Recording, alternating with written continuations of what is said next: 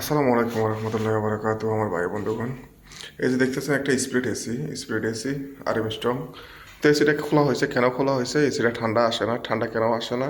এই যে দেখুন, আপনার হয়তো দেখা যাচ্ছে কিনা, এই যে দেখুন কত বড় লিক এখান দিয়ে। এই যে লিক দেখছেন? তো আমি এই যে খুলছি, খোলার পরে দিয়ে এই যে দেখুন কত বড় লিক। তো এই কারণে এটা গ্যাস চলে গেছে। আর গ্যাস চলে যাওয়ার কারণে এসিটা ঠান্ডা হয় না।